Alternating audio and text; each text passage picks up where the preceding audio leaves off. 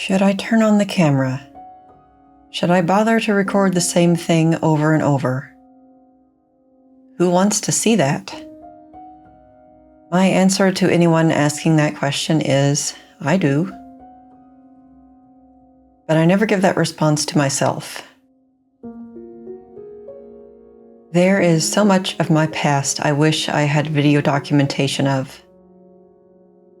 Back when I was an art student, for example, when editing video would have required the most expensive of computers and professional software. After art school, when I had my first, and as it has turned out, only real job, the years after that, when I lived with my mom and tried again to fix my life with more school, finding and moving into my current house, and of course, all of the extreme emotions that still play a starring role in my life.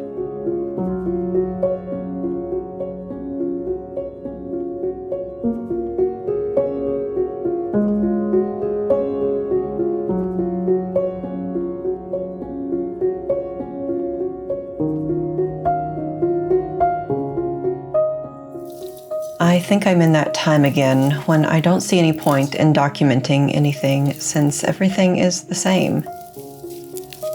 But I know I'm going to wish I had later, so I'm hitting record anyway.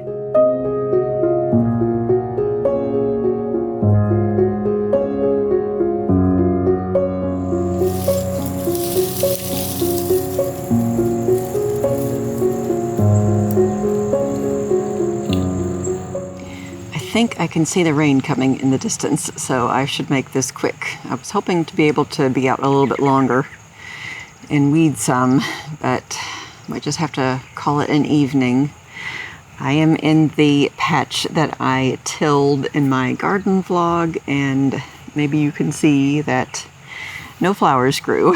I only had crabgrass and some kind of weed that I think was in the nightshade family, maybe. So I pulled all that out, and so I just have kind of a blank space again.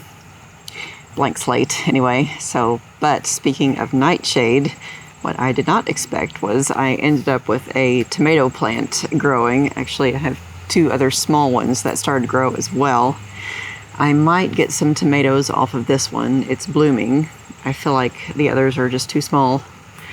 But I'm excited about this. I have not had a tomato plant here in years, and everything that was here when I moved here was just like a leftover from tomato plants of past years. So maybe a squirrel brought a tomato over here or something like that.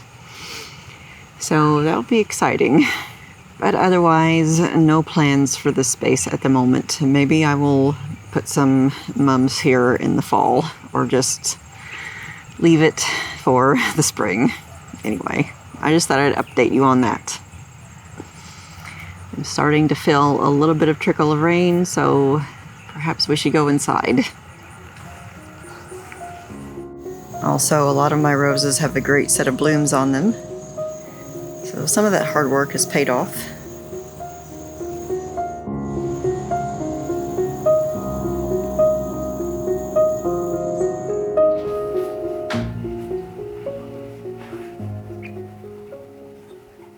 Well, the weather is toying with me. It drizzled for about 2.5 minutes, and now there isn't any rain on the radar. But I've already put everything away, and I have been hungry all day, so I'm just going to go ahead and make some supper, and I've already made my tea. At least this evening I don't have to worry about making anything fresh. I've got the last bit of some of that chickpea celery salad. I've got some almond butter tofu that I made the other night. It's spicy and I love it. And all I need to do is just arrange some lettuce and chop up an avocado.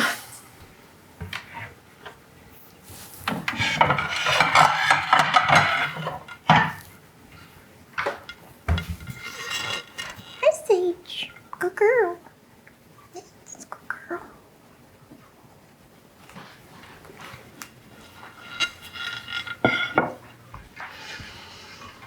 I think this time I will mix up some dressing for the lettuce. It just makes it a little bit easier to swallow down.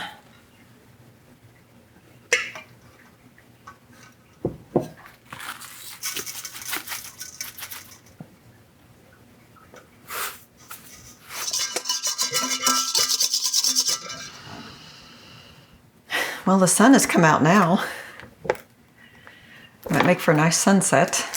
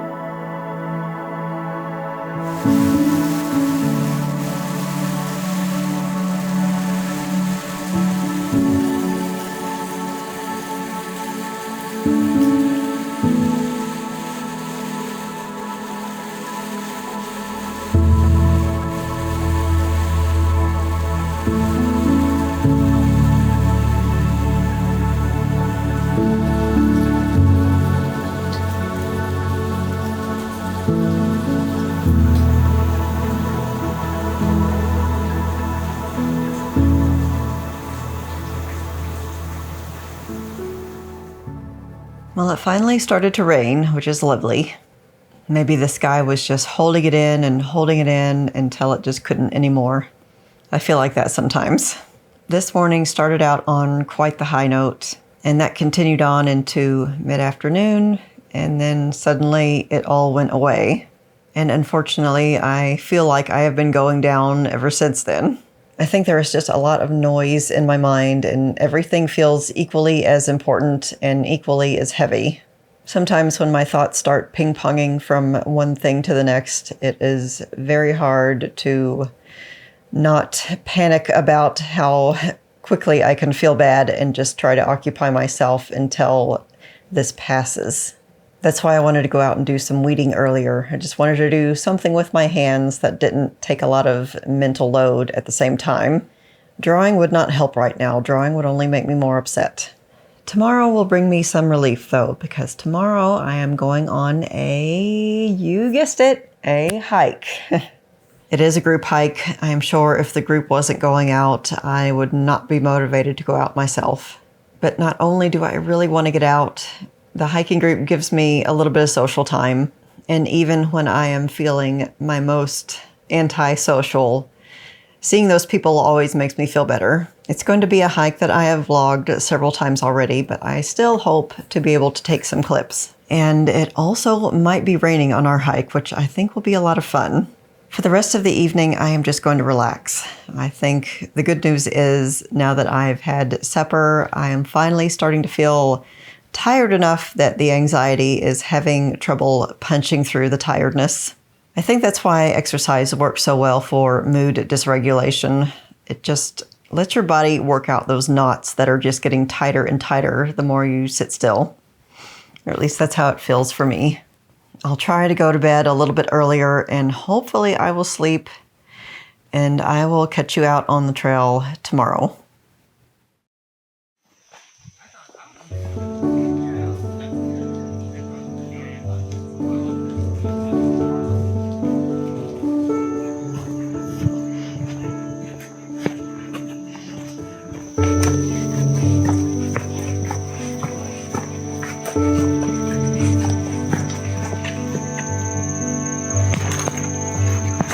I feel like I am uncomfortably waiting out this time of year. But when things change up and get busy again, I know I'm going to be wishing for this time back. Am I ever going to be content with where I am? Perhaps not. I don't think I've ever not thought about where I'd like to see change in my life. Honestly, I think about those things obsessively. Hiking gives me a break from that. There is a complete brain shift when I remove myself from buildings and cars. That's another reason I have more emotional extremes in summer. I can't easily escape my own brain as often due to the heat. I would not be out here right now if the hiking group wasn't going out.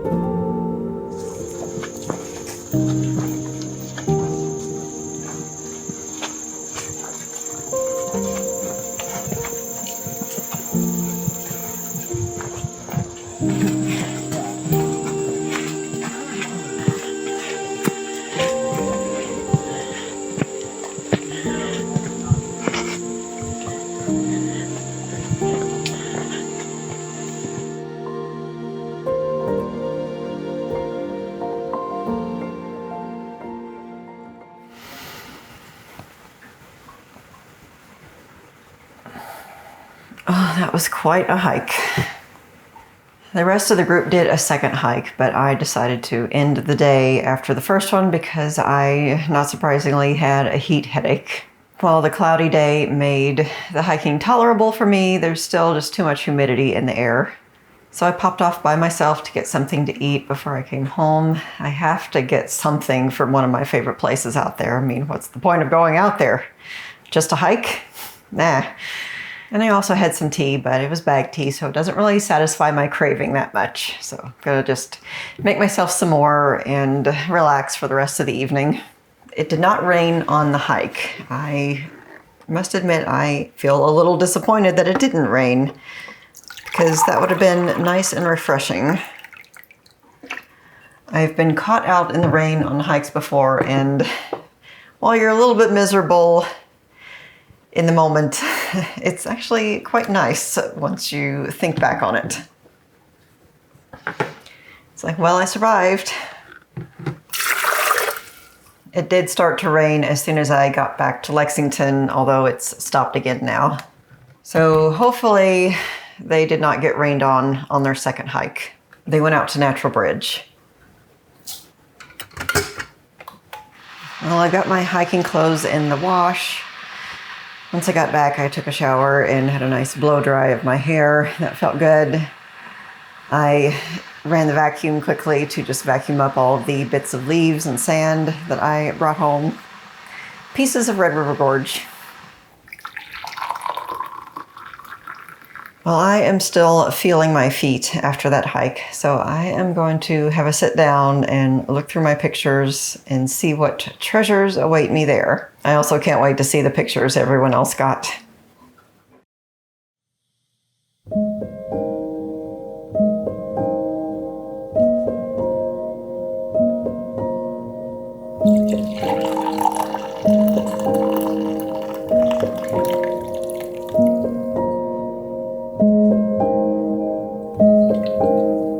I don't really have peaks and valleys when it comes to my mood. I'm generally a valley with sinkholes here and there.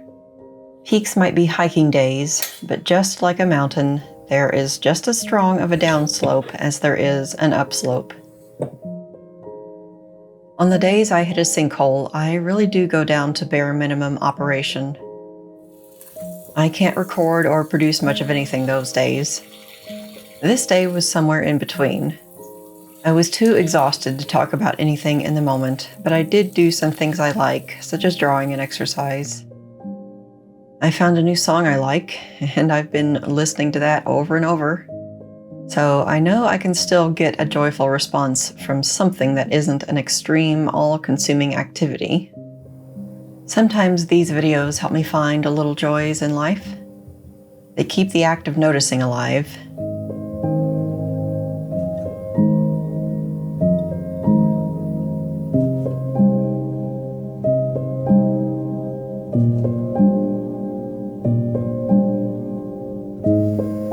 If you have severe depression, you're an outlier, and you should not use your chronological age as a barometer for where you should be functioning, because it's going to be a misleading data point. Your chronological age is not a predictor of what you're capable of, because you have something that affects your development. You're an outlier. So what? Like, we get so wrapped up in attaching morality to observations and data. Your path is different. Your life is different. Your skills are different. A decade of depression kind of rips the veneer off life. Like, you kind of just see what it is at its core, like bare bones, no illusions, and it can be a pretty discouraging and nihilistic look at things. Finding new hobbies, making new friends, rediscovering old passions, these were all things that helped quiet all of the burning, raging questions in my mind that just wouldn't shut up.